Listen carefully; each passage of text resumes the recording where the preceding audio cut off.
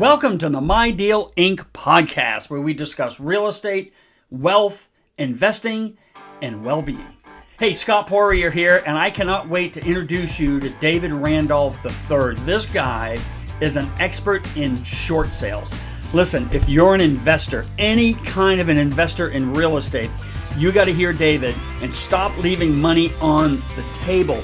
Short sales is another way that you can take a property and either maximize your profit, so you've got a different option there, or you might think you have no other option whatsoever, and all of a sudden now you know something about short sales and you go, you know what, that David guy, I can't wait for you to meet David.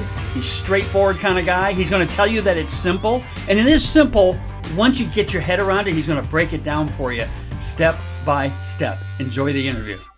Well, David Randolph III. I mean, do people actually call you David Randolph III? No, they don't call my son David Randolph IV either. But you can have a fourth. This is like Henry VIII lineage or something. I don't know. Exactly. That's But what I tend to think of. somewhere in there, I think he got his head cut off. So I think one of the kids will have to stop it. Yeah. Well, David, hey, listen, welcome to the My Deal Inc. podcast. I mean, our focus is really about wealth building and well-being and all of that stuff. And, you know, you and I, our paths just keep crossing again and again and again. We're in some other masterminds together, and I really appreciate the friendship and the connection we have. I see you whenever I see you, you're so easy to approach. I like your conscientiousness. You're deliberate. You're on purpose. I also find you kind of straightforward though too. You don't really mess around. If there's a question and you're processing, you kind of tell it the way it is. And frankly, I really appreciate that. But I appreciate our connection, our friendship, and the co-memberships we have in other masterminds. So there's a reason why I've invited you here today, David. Even though I've done short sales before, I have to admit, if I was left alone to do this all by myself, I still would be like, so I benefited from them. I just found other people around me that kind of knew what to do. And in particular, it was a real estate agent. But I've heard you again and again talk about what your expertise is. And so I want to dive into that rabbit hole here with you in a little bit. But before we do that, I just want you to give just a little brief introduction of who you are, where you're from, and how you got into real estate. Why don't we jump in that way?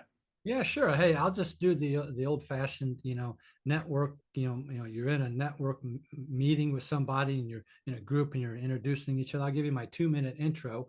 Which starts out, with, "Hi, I'm David Randolph. I'm from St. Louis, Missouri. I rehab like 5 to 10 houses a year. But one of my claims to fame is that all my renovated houses listed on the MLS at 265,000 and less. Now, this is here in St. Louis. All my homes listed on the MLS have sold in 7 days or less at list price or higher for now 14 years. Okay. Get out. Wow. They're drop dead gorgeous. Now, I have an unfair advantage, okay, Scott, is that I make $50,000 to $150,000 profit on each house. And these are just $250,000 houses. That's the cool part. How do I do that? Well, I do that as short sales. So my method of buying houses is the short sale method for 15 years. They're not on the MLS. They're not with a real estate agent. Rather, I work with a homeowner and negotiate directly with the bank. But the neat thing is, about 4 years ago, I became a short sale educator. People that know me, my accountant and other really important people in the industry said, you need to teach other people. So for like 5 years, 4 or 5 years now, I've been teaching short sales to other people. So I'm really excited about that. That's kind of my 2-minute, stretched into 3-minute overview of my background and being from St. Louis. Well, tell me, where do you come from by way of your background? Oh, yeah. Well, that's something about an engineer, but yeah, your intro, kind of, the reason for, some of that frankness on stuff is that my background is engineering. I'm about processes and procedures. Okay. And so I'm very much about fine tuning things and then making them better, documenting them. And so, yes, I'm very, quote, analytical, and that works great in the short sale field. Okay. Because there are a lot of steps, and that's where people get frustrated with it is, on step 3 out of 300, they mess it up and they don't know what to do because they didn't document step 1 and 2. Okay. Right. And so when you get this whole process lined out, it's easy. It's like that Ocean's 11 movie with the Oriental guy going between the laser beams. It's a pot of gold at the end. And so it's super simple to do short sales. And a lot of people, don't realize that, Coming especially. from coming from an engineer, it's super simple. And by the way, I believe that that's true from your engineer perspective. By the way, that reminds me of a great engineer joke. Great. And it goes something like this. It says, how do you know when you're talking to an engineer? I don't know. Well, the answer is don't worry about it. They'll let you know that they're an engineer. Yeah. So it just always comes out in conversation. Hey, this is who I am, and I'm an engineer, which is a way of saying I'm analytical, I'm very specific, right? I'm linear. But it's good that if there are these many steps, I think what's good about that is to have someone with your mindset. You would not want me to be the one to figure it out. This is what an engineer does not look like. Okay. I am not an engineer. So, I mean, what actually led you to short sales? Why short sales over anything else that you could be doing in real estate? Well, this I started in 2009, and that is when there was a great recession, a great financial Mhm. crisis. Foreclosures were everywhere. And I'm a new real estate investor. I'm buying material left and right and education and stuff. And it's like, well, what is the prevalent thing at the time? What type of system am I going to use to be a successful real estate investor? You talk about wealth. Well, that real estate is one of the greatest ways to bring wealth to you and your family. So I had to make a choice of, do I want to do probate, tax liens, free and clear, tired landlords? Well, in 2009, with a great foreclosure wave taking place, it was just self-evident to start on short sales because you could help the family out. The banks were really screwing over the family. They weren't following any regulations or rules. And you could step in, you could help save the family, keep them in the house, get the money to move, and get the foreclosure, not on their record. And so it was a great way. Now, I'm not saying it was a ministry. I don't want to say it was that, because my wife and I fully intended to, make money at it. And we did this together in the beginning. We'd go to Mhm. the house Mhm. and talk to the homeowner.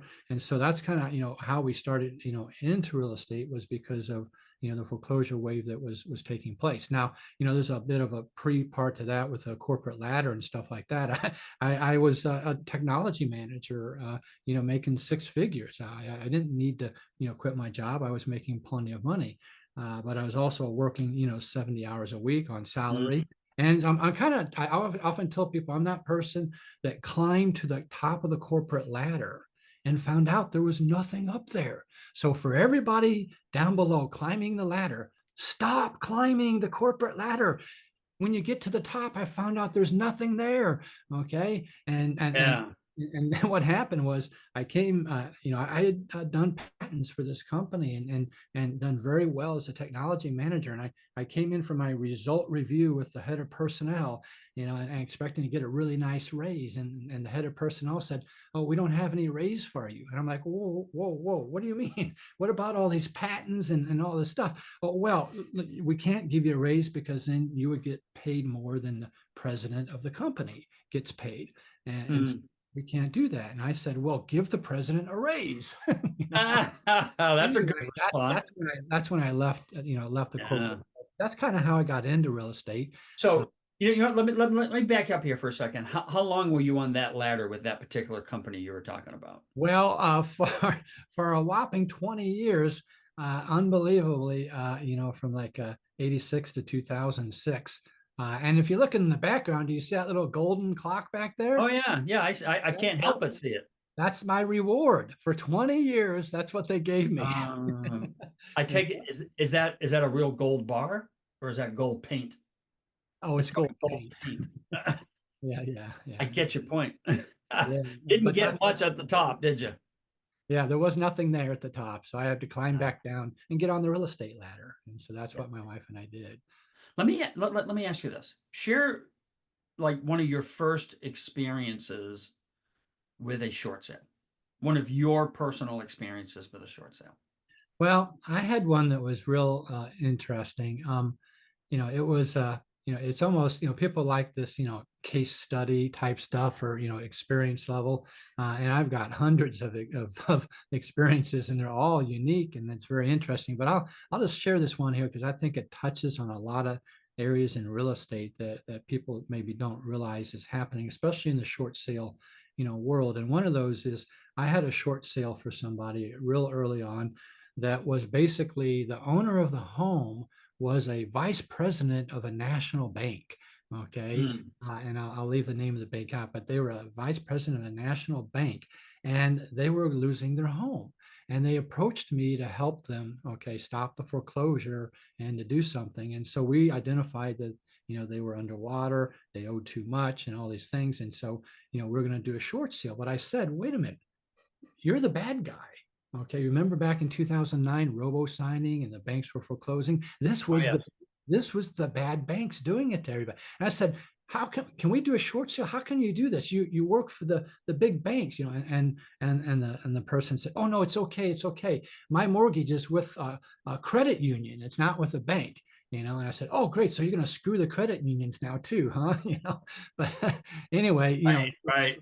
interesting thing that this was a person that owned a house, but they have life issues too. They had a son who was in a motorcycle accident and didn't have health insurance.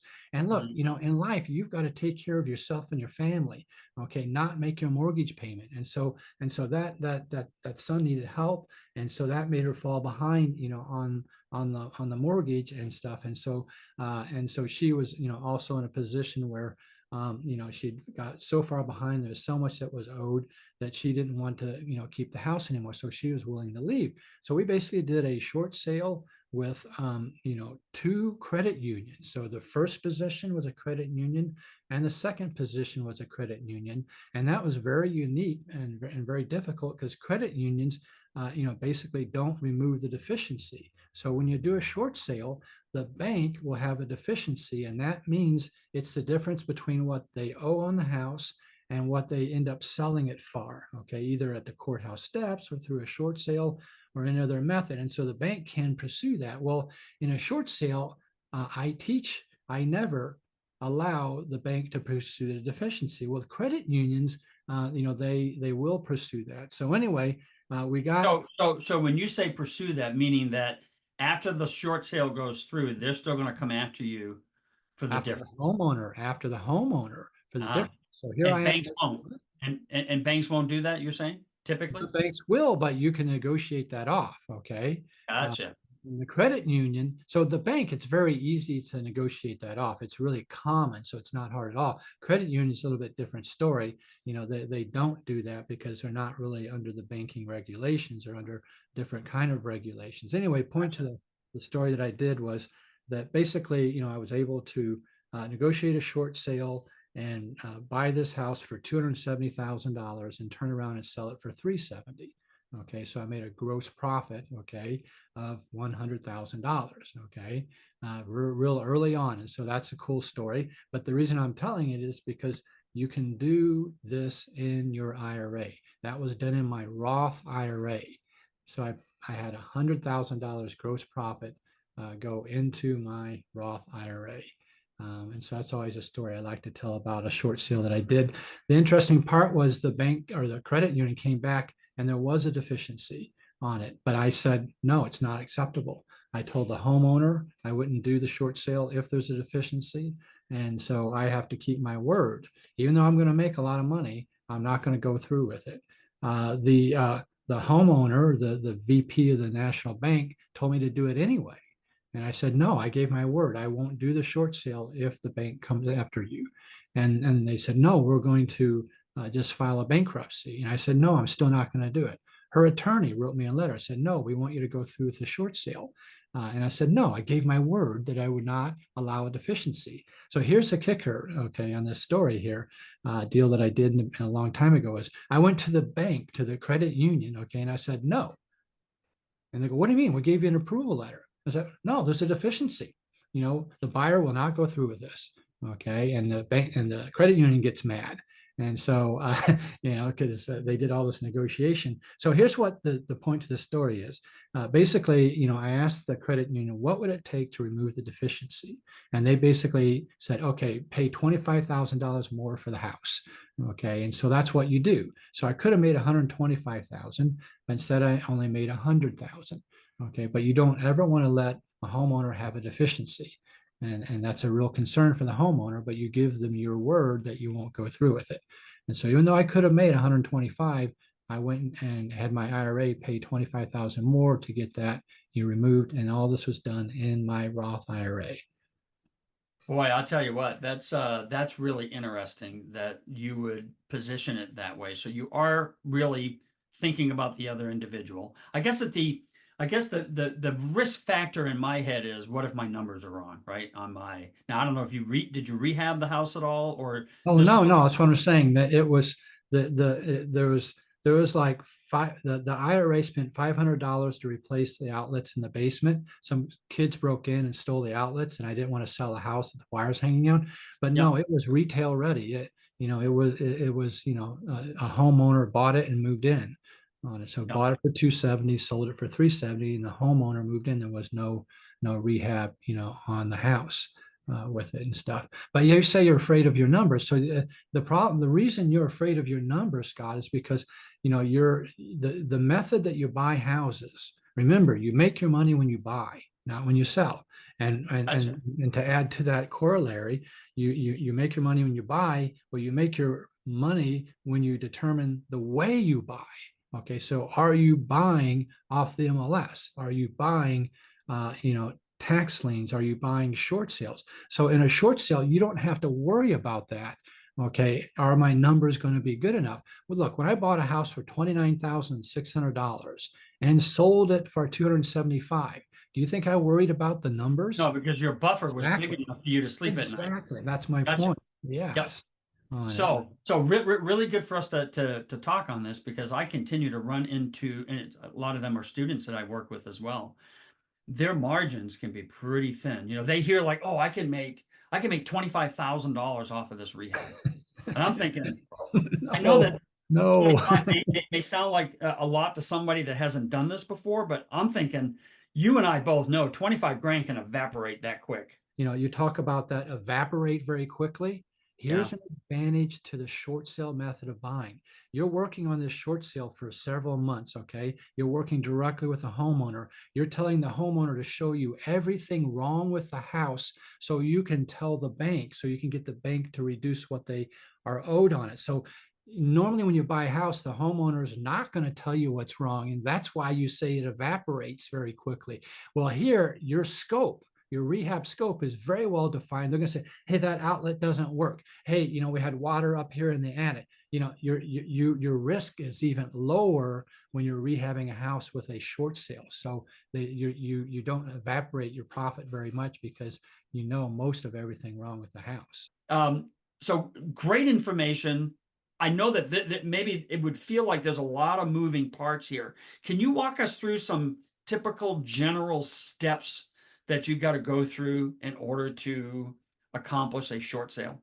Oh, it's super simple. Yeah, absolutely. So, the short sale process, the way I teach people all across this country is to go after the families that have a foreclosure date. So let's start from that target marketing in the beginning.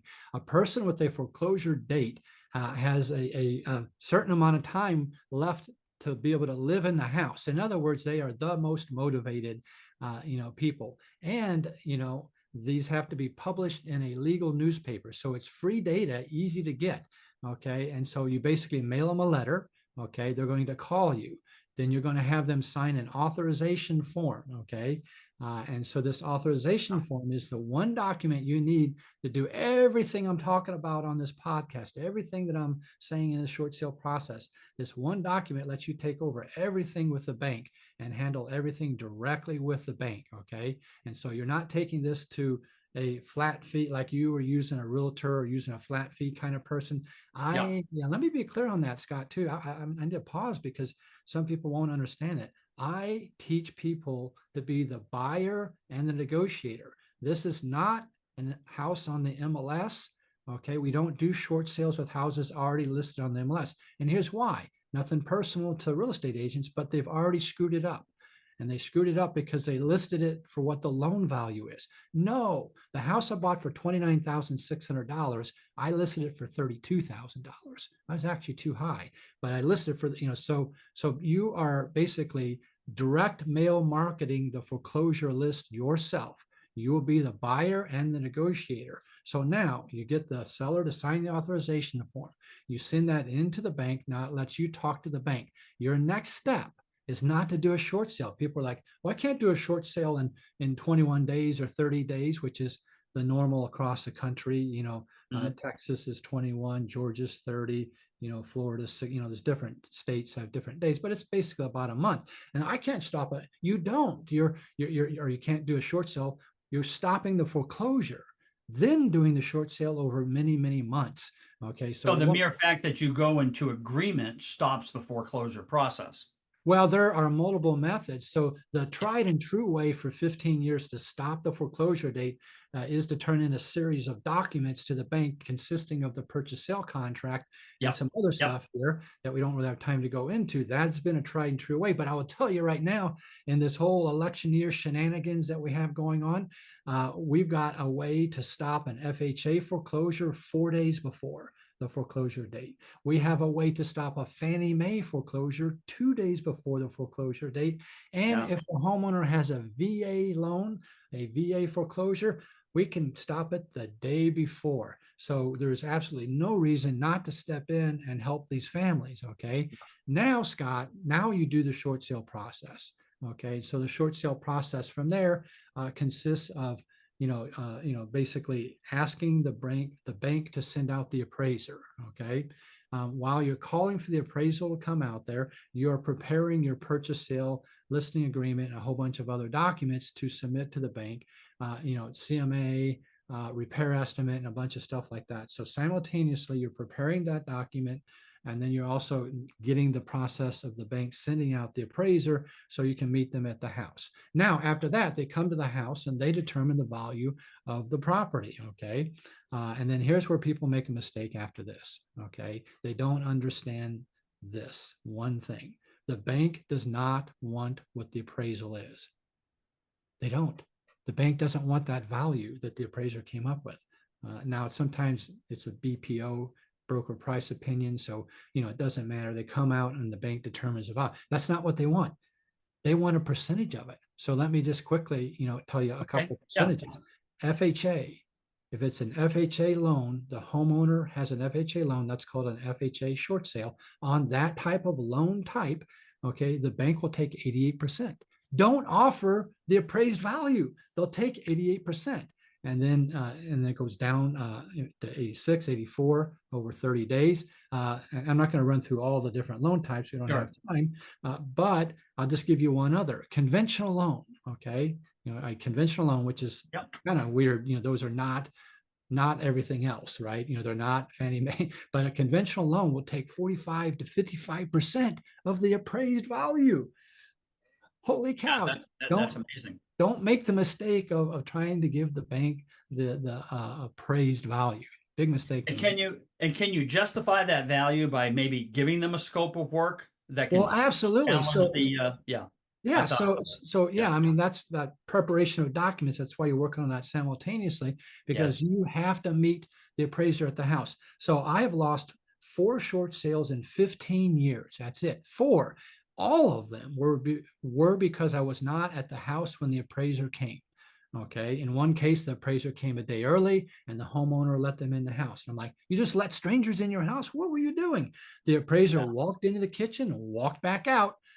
That's all they did. And they turned in a value that was too high for me to be able to stop it, 4 or 5 days before the foreclosure date. I was not able to do that in enough time when they had done a bona fide value. But it was a mistake on the appraiser's part, because they can be human beings. They can be lazy. They walked in, they walked out. So yeah, you absolutely have to have a package and be at the house. It can feel difficult to people. Things feel difficult to people simply because they don't know how to do a particular thing. Okay. Right. I learned real estate. Now I paid my way through, by the way. I had to pay to learn. Oh, absolutely. People weren't just giving it. Why would you reinvent the wheel? Right. Or try to take 10, 15, 20 years to figure it out yourself. Right. So what appears to be hard on the surface, in many cases, it's just a matter of, and I don't want to be too strong with this word, it's ignorance. I've been in those places of ignorance. It's not stupidity. Ignorance means you don't know. You don't have the information. You don't have the know-how. But like anything else that I've been able to accomplish in life, once I learn something that I'm passionate about, something that I want to get into, and I got a lot of hobbies. It's not just what I do. Real estate's not a hobby. Real estate's a passion for sure. But I got a lot of other hobbies that I've learned through trial and error, right? Some of it I pay for, some of it's just falling flat on your face and getting back up. But talk to us about the value of what you did to invest in yourself to learn how to do this that really simplified things for you. Can you go down Well, that yeah, I mean, path? when my wife and I started, we went to one of those 3-day real estate conferences where they try to sell you a package, Yep. for a lot of money. And so what happened in that was that we fell in love with real estate. Okay. And so from there, we made the decision to buy training materials from all different types of educators in lots of areas. We spent like $100,000. Okay. Now I know that's overkill. And our whole first year, we were at boot camps, because when you buy the education, they kind of come with a boot camp. So our whole first year, we were mostly in Florida at these boot camps. And finally, at the end of the year, my wife said, "Hey, we need to stay in St. Louis and actually do some deals. We're spending too much time." But we went and bought, how to rehab a house, how to get private money, okay, how to do short sales. And so for us, we took three key components. We said if we know how to rehab, then we can be able to buy a house and fix it up to rent it, or we can buy a house and wholesale it. If you know how to rehab, you just gave away a gold mine just a few minutes ago with your rehab scope. If you have that capability as an investor to either Yeah. be able to rehab or know how to, then you can calculate your wholesale price, okay, to pay for the house and to sell it. You can rehab it yourself or you can then rent it out. So that was key piece one. The second key piece was basically money. Okay, how can I get money from other people? Because you don't need money to be in real estate. Okay, so many people are trying to save up their money to buy. No, everyone else has money. I got money. I'm that hard money guy, right? And so there's no credit check. There's no tax returns. You don't have to have money. It's all about the value of the property. That was component two, Scott. The third component was, how do I buy a house? And so we looked at, do I want to do a tired landlord? Do I want to go after free and clear houses? Do I want to do tax lien sales? Well, we just happened to choose short sales because of 2009 was very prevalent. A lot of families needed that help. So that was the three-pronged approach that we took, and paid money for everything. Okay. And stuff there. You shouldn't be learning things on your own at all. Yeah. Yeah. Well, I mean, the community that I get to work with, I get to do a lot of training, and I try to bring as much value as I can. And my focus, as many people already listening already know, I'm creative finance kind of a guy. But before I go down that road, let me ask you this question. What are your predictions for the future of short sales? Looking at what our market looks like right now and looking into the future, what do you see? Well, if I could be blunt, and I get that question a lot, I'll give the same answer. I don't care about the future. And let me Okay. tell you why. I want to repeat kind of something that I did or said. I've been doing short sales for 15 years. Okay. I'm doing 10 to 12 houses a year. I only need one per month. Okay. So in the St. Louis market, there's over 300 foreclosures each month. I just need one. So I don't really care too much about the future. Let's Mhm. say, as is going to happen, short sales are going to greatly increase. Okay. And I can explain why that will happen in a minute. But okay, so there's 300 a month goes to 600 a month.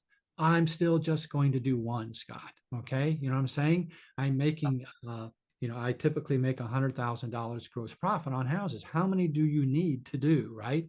And so Sure. for me, as far as the future personally goes, I'm going to continue to help families out. I'm going to continue to teach people all across this country. I got students in 12 states helping people out. And so, there's plenty out there for everybody. And there's 2 million delinquent loans right now, Scott, 2 million delinquent loans. How many do we need? Okay. So the future to me, even when people said it was dried up and it was gone, from 2015 to 2020, I was still doing them. Okay. Yeah. The market was rising. So this is really important for I think your listeners. The but Dave, these homes have equity. But Dave, home prices, have been rising for years. It's irrelevant. The bank does not really care about that exit strategy side for you. And here's why. They are selling. Why are they selling for 88%? Why are they selling for 45 to 55% of the appraised value? Why? Okay, the answer to that question, Scott, is because they are the seller, they are distressed, and they are selling for other reasons. It's called fiat currency. Okay, have you heard of that concept? It's Sure. where you take $1, you give it to the bank, okay, open up a savings account, and that bank can go out and lend $15. They get the money from the Federal Reserve, they lend it. Well, in a short sale, the reverse happens. In a non-performing note, in a mortgage that's not making payments, it goes backwards. So if it's a $100,000 loan, the bank's got to take $1.5 million off their books that they can't go out there and lend on automobiles and houses and other things like that. They'd much rather take 50,000 or 25,000 or whatever, Get because it off the books. then they can go back out and lend 750,000. That's right. Yep. Second reason, as you just said, is get it off the books. If they get too many houses like that, the FDIC comes in and shuts them down on a Friday afternoon, takes away all their toys out of the sandbox. Okay, they do not become a bank any longer. All their assets are given to another bank. Okay, it's a very privileged group of people that are bankers, and they lose it all, so they don't want too many of them. So that's the reasoning as far as why the banks are doing this, and why you can make so much money. And while right now, even in the market, that there were, quote, no short sales, there were plenty of short sales, and people just didn't know it. So coming back to sort of my niche and what I'm doing with my community, all right, creative financing, which is a broad term. That's not a narrow, like, let's just go down this one rabbit hole. For me, I like to call it, I like to do the scratch and sniff. Let me see if I can smell a deal here. And creative just means that we learn different ways to have these conversations about how we can deal structure and see if we can. And my motive is always to see if we can actually provide a solution, help for the seller. That's the secret to creative financing. Sounds like it's also part of your secret and what you're trying to do with the sellers that you're working with. I mean, the mere fact that I heard you say earlier that, I forget the word you used, but the discrepancy, the difference between what the house deficiency, that you're committed to saying, no, I'm not going to let that happen to you. I like that because there are not many people, I'm sure, doing that. And it draws these people to you where there's trust. One of the biggest things that we can do in the creative end is we got to win the trust over from the seller, or they're not going to be willing to work with us. But there are a lot of ways that we can structure deals. So I do lease options, I do owner financing. I've done, creative terms where I get a house that I'm going to wholesale, but I actually get a term on it, which then makes that wholesale opportunity much more attractive to an investor who, for example, doesn't have to pay for the upfront money to even acquire the house. They'll do it later when they rehab it. I can cut this thing in a lot of different ways. My question to you is this: how does short sales fit in sort of the broader range of what I get to do and what I get to teach my students, what they can do in creative financing? How does that sort of supplement or fit in with that? Sure. It's just short sales, just this little niche inside of the creative finance umbrella where you are in trouble when you start sniffing out and find out that they owe more than what it's worth. Okay, right? Okay, an investor doesn't want to pay more for the house than what it's worth, so they can't pay off the loan, right? So you're stuck, you walk away, and the homeowner went to foreclosure.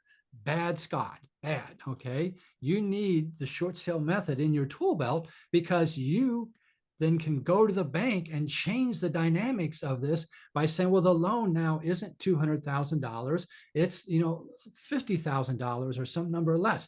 Now you brought that down below you brought the loan down below what the house could be sold to for, say, an investor.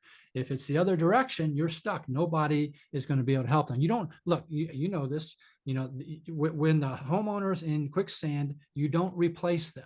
You're there to give them a hand out of the quicksand, but not to replace them. So you cannot buy a house that owes more than what it's worth. Okay, because now you are literally negative and you're in the same position as them. So the short sale is just a technique under the creative finance umbrella. Let's take the example of something a little bit different, where the seller is basically willing to walk away from the house completely. Okay. And so here's what you can do. Picture these numbers instead. Okay. We have a house with a loan of $204,000. Okay. 204. That's the loan. Okay. The house is worth 275. You would gladly creative finance that, right? You would take over Sure. that. It's not even right. Well, Yep. instead, I was able to buy it for $29,600. So let me ask you this one question. If you had that capability, would you rather take over a 4% loan at $204,000, or would you rather come up with a private lender who has $29,600 that you can borrow?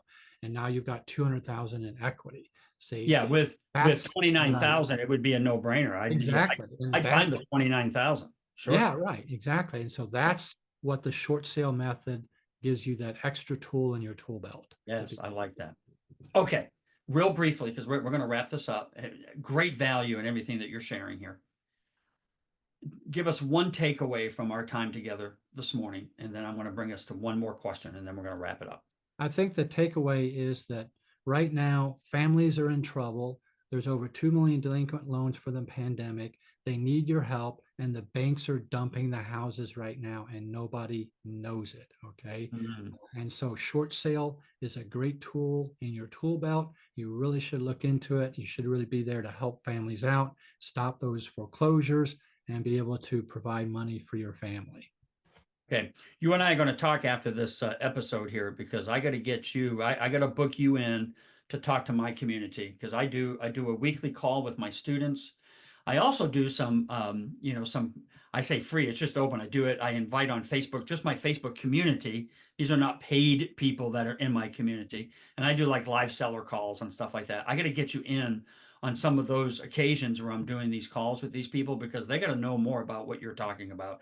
A lot of value here. So let me ask you this, and we'll wrap up with this. How can people get a hold of you to learn more about what you're doing, and to see how they can maybe adopt some of what you're doing into their real estate business? Yeah, well, there's two ways. I mean, one is I actually have a 2-hour free workshop on short sales. If they just text the word WS for workshop to my phone number at 636-685-2990, I do this workshop every single month for 2 hours on the whole short sale process and explain it in engineered level detail. Okay.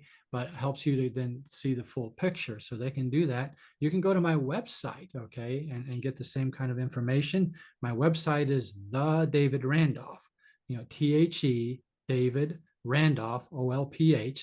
DavidRandolph.com was taken, but so I took out the DavidRandolph.com, and they can go there and contact me there and get information on short sales.